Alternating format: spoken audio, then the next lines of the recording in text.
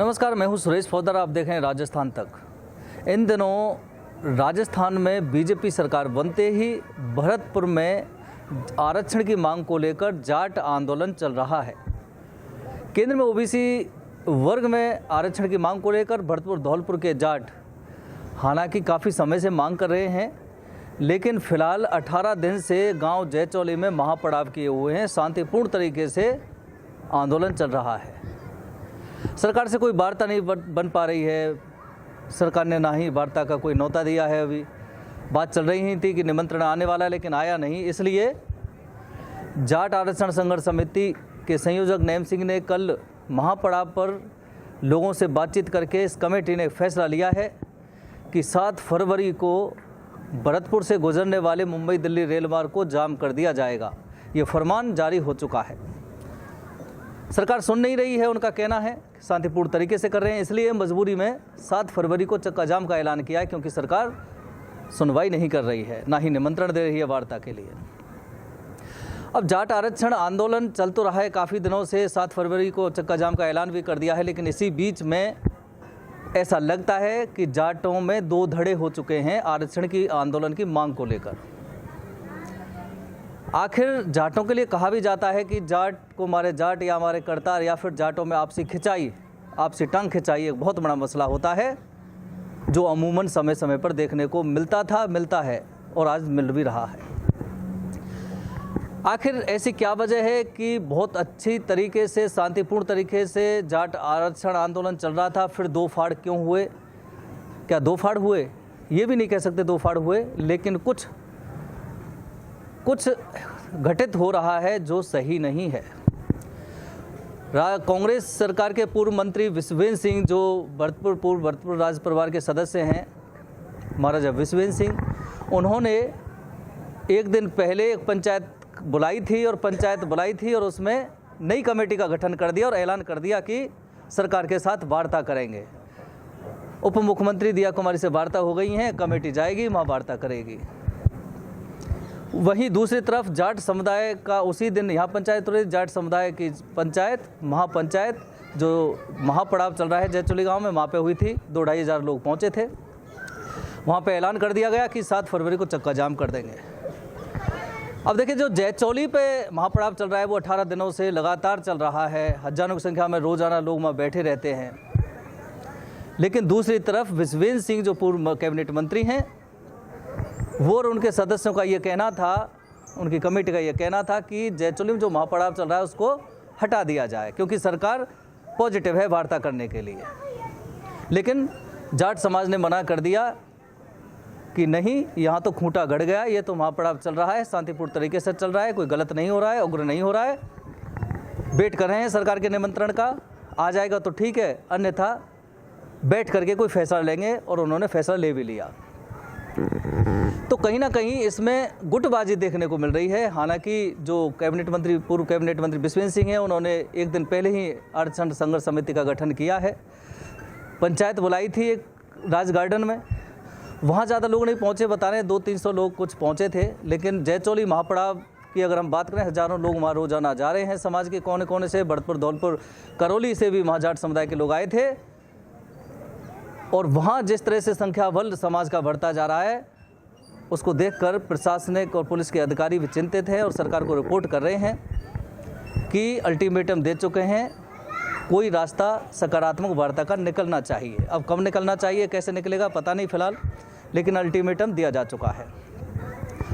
अब वहाँ ये जो जयचौली महापड़ाव चल रहा है वो नदबई विधानसभा क्षेत्र में ये इलाका आता है, जहाँ से बीजेपी के विधायक हैं जगत सिंह, और जगत सिंह के खिलाफ जाट समुदाय में काफ़ी नाराज़गी है, क्योंकि जाटों का कहना है कि विधायक होने के बावजूद भी जगत सिंह को जाटों ने ही विधायक बनाया, और उसके बावजूद भी आरक्षण आंदोलन की लड़ाई में इस महापड़ाव पर जगत सिंह आज तक नहीं पहुँचे हैं। जगत सिंह भी नकारात्मक रूप से सोच रहे हैं, या ये कह सकते हैं कि जगत सिंह नहीं चाहते महापड़ाव यहाँ पे हो। लेकिन जाट समुदाय का कहना है कि हमने तो लगा दिया महापड़ाव, अब तो आरक्षण मिलने तक ये जारी रहेगी लड़ाई। अब देखिए, ये इस कहानी में मोड़ कब से आता है, आखिर गुटबाजी कब से आती है? दरअसल डी कुमेर से बीजेपी के विधायक है डॉक्टर शैलेश सिंह, वो सरकार की तरफ से निमंत्रण लेकर पहुंचे थे वार्ता के लिए जयचौली महापड़ाव पर। शैलेश सिंह जब पहुंचे तो वहां से इस कहानी मोड़ लेती है और दो गुटबाजी शुरू हो जाती है। शैलेश सिंह ने विश्वेंद्र सिंह को चुनाव हराया था। अब सवाल है कि विश्वेंद्र सिंह को चुनाव हराया तो शैलेश सिंह ने था, लेकिन विश्वेंद्र सिंह के खिलाफ चुनाव लड़ने वाले बहुत लोग थे शैलेश सिंह के अलावा भी। वो लोग जो विश्वेंद्र सिंह के इस बार खिलाफ चुनाव लड़े थे, वो कल विश्वेंद्र सिंह के साथ महापंचायत में स्टेज पर साथ बैठे हुए दिखाई दिए। दो लोग थे जो चुनाव उनके खिलाफ लड़ चुके हैं, और फिर उनमें से एक व्यक्ति को जो कमेटी गठित की आरक्षण संघर्ष समिति, उसका संयोजक भी बना दिया।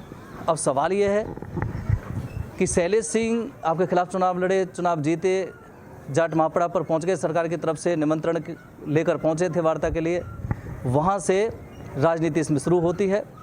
लगता है लोग कह रहे हैं कि विश्वेंद्र सिंह को पसंद नहीं आया कि शैलेश सिंह इसमें बीच में आए या सरकार की तरफ से पहल करें, क्योंकि श्रेय लेने की जो है ना वो घटना चल रही है कि श्रेय वो ले या श्रेय कौन ले।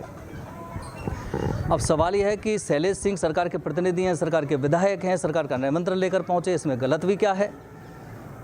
जहां तक बात है राजनीतिक प्रतिस्पर्धा का, क्योंकि शैलेश सिंह विश्वेंद्र सिंह के खिलाफ चुनाव लड़े हैं, तो विश्वेंद्र सिंह के खिलाफ तो चुनाव और भी दो लोग लड़ चुके हैं जो उनके साथ कल बैठे हुए दिखाई दिए थे, वो पदाधिकारी भी बना दिए गए हैं।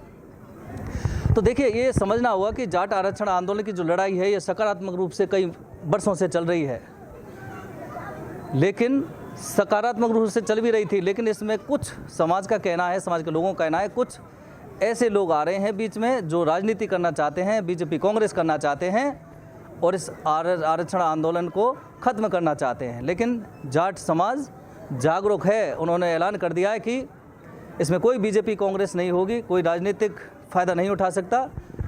इस मंच पर जो भी आएगा वो जाट बन के आएगा, ना कि कोई बीजेपी और कांग्रेस का बन के आएगा। अगर उस मूड में आता है तो सबको स्वीकार है, और बीजेपी का कांग्रेस का बन के आता है तो स्वीकार नहीं है। इसलिए अब ये ठन चुकी है, और यही कारण है कि 7 फरवरी को चक्का जाम का ऐलान कर दिया है। देखिए, समझना होगा कि 2015 में भरतपुर धौलपुर के जाटों का जो राज्य की ओबीसी में थे उसमें भी इनका आरक्षण खत्म कर दिया था, लेकिन इन्होंने आंदोलन किया। वसुंधरा राजे उस समय मुख्यमंत्री थी, ओबीसी आयोग की स्थापना गठन किया था। ओबीसी आयोग की रिपोर्ट के आधार पर दोनों जिलों के जाटों को राज्य की ओबीसी में तो आरक्षण दे दिया था, लेकिन केंद्र में नहीं दिया गया है, और तभी से ये मांग की जा रही है और मांग की जाती रही है। अब सवाल ये है कि जो अशोक गहलोत मुख्यमंत्री थे, कांग्रेस सरकार थी, वो 2 बार सिफारिश पत्र केंद्र सरकार को लिख चुके हैं ओबीसी आयोग की सर्वे रिपोर्ट तथ्यात्मक उसमें लगा करके, लेकिन उसके बावजूद केंद्र सरकार ने सुनवाई नहीं की। अब लड़ाई केंद्र में ओबीसी में आरक्षण की है, राज्य में तो पहले ही मिल चुका है, और यही लड़ाई अभी जारी है। अब विश्वेंद्र सिंह जो जिनकी सरकार रही, खुद कैबिनेट मंत्री रहे, कांग्रेस उनकी सरकार रही, 3 मांगे हैं आरक्षण की केंद्र में ओबीसी में।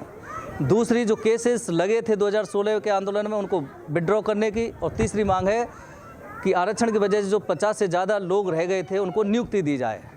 अब सवाल यह है, विश्वेंद्र सिंह खुद कैबिनेट मंत्री रहे, उनकी सरकार रही कांग्रेस की, तो 2 मांग तो उसी समय पूरी हो सकती, केस विड्रॉ भी हो सकते थे, उस पर काम भी किया जा सकता था। विड्रॉ होते या नहीं होते वो तो कोर्ट डिपेंड करता है, लेकिन कोशिश आप कर सकते थे। 50 लोग जो रह गए थे जिनको सरकारी नौकरी नहीं मिली थी, नियुक्ति नहीं मिली थी, उनकी कोशिश सरकार कर सकती थी कांग्रेस सरकार, लेकिन 2 मांग जो लोग बता रहे हैं वो कांग्रेस सरकार में हो सकती थी, लेकिन पहल नहीं की गई, कोशिश नहीं की गई। और अब कह रहे हैं कि तीनों मांग हमें चाहिए। आरक्षण की मांग तो समझ में आती है, क्योंकि केंद्र सरकार के पाले में है ये गेंद, वही डिसाइड करेंगे। लेकिन 2 जो छोटी मांगें हैं तो पूरे कांग्रेस सरकार में भी हो सकती थी, जो नहीं हो पाई। अब जो फिलहाल देखने को मिल रहा है, इसमें जो राजनेता है वो अपनी अपनी रोटी सेकना चाहते हैं। इस तरह के फीडबैक भी जनता के बीच से निकल के आ रहे हैं। तो लेकिन जनता जो आम आदमी है, जाटों का आम आदमी है, आम युवा है, बच्चा है, वो सभी महिला हैं, वो सभी वहाँ पे शरीक हो रहे हैं और यही मांग कर रहे हैं कि राजनीति नहीं होनी चाहिए, सिर्फ आरक्षण पर बात होनी चाहिए। आरक्षण कैसे मिलना चाहिए, लड़ाई लड़के मिलना चाहिए, शांतिपूर्ण तरीके से मिलना चाहिए, उस पर बात होनी चाहिए। यहाँ नेतागिरी नहीं होनी चाहिए। तो फिलहाल जो है ये महापड़ाव 18 दिन से काफ़ी अच्छा जयचौली में चल रहा है। हजारों संख्या में लोग वहाँ बैठे हुए होते हैं, महिलाएं भी काफ़ी संख्या में भाग लेती हैं, दमखम दिखा रहे हैं सरकार को। मुंबई दिल्ली रेलवे ट्रैक भी वहाँ से करीब 300 मीटर दूर है। लेकिन इसी बीच इसमें राजनीति शामिल हो जाती है। बता रहे हैं कि पूर्व कैबिनेट मंत्री विश्वेंद्र सिंह, बीजेपी के नदवई से विधायक जगत सिंह और एक विजयपाल सिंह जो सरपंच रहे हैं, ये 3-4 लोग मिलकर के अलग से एक मुहिम चलाना चाहते हैं, या फिर इनकी कोशिश ये है कि जैचौली में जो महापड़ाव 18 दिनों से चल रहा है इसको ख़त्म किया जाए। अरे महापड़ाव जो आरक्षण आंदोलन चल रहा है इसको ख़त्म कराने की कैसे होगा, वार्ता से होगा, उसको कराने की जिम्मेदारी सरकार पक्ष की होती है। लेकिन यहाँ तो जाटों का एक गुट महापड़ाव को ही ख़त्म कराना चाहता है, लेकिन लोग राजी नहीं है। लोग कह रहे हैं आरक्षण नहीं मिलेगा तब तक ये जारी रहेगा। अब लड़ाई फिलहाल तो ऐसा लग रहा है कि आरक्षण की लड़ाई सरकार से पीछे है शायद जाटों की। फिलहाल जाटों की लड़ाई जाटों से ही है, जाटों के उन नेताओं से है जो महापड़ाव को ख़त्म कराना चाहते हैं। लेकिन आम आदमी यह डिसाइड कर चुका है वहाँ पे कि आरक्षण नहीं तब तक आंदोलन जारी रहेगा, और आरक्षण नहीं तो वोट नहीं, क्योंकि लोकसभा चुनाव भी आने वाले हैं। ये ऐलान भी कर चुके हैं जाट समुदाय के लोग वहाँ पे कि अगर दोनों जिलों के जाटों को आरक्षण समय से नहीं दिया जाता है तो लोकसभा चुनाव आ रहे हैं, बीजेपी को सबक सिखाएंगे, बीजेपी को वोट नहीं देंगे। गांव-गांव हस्ताक्षर अभियान भी वो शुरू करना जा रहे हैं। अब मुख्यमंत्री भजनलाल शर्मा 2 दिवसीय दौरे पर भरतपुर आ रहे हैं। देखते हैं क्या होता है क्या नहीं होता है, लेकिन फिलहाल तो ये कहा जा सकता है कि आरक्षण की लड़ाई फिलहाल आपसी घर की लड़ाई बन बैठी है।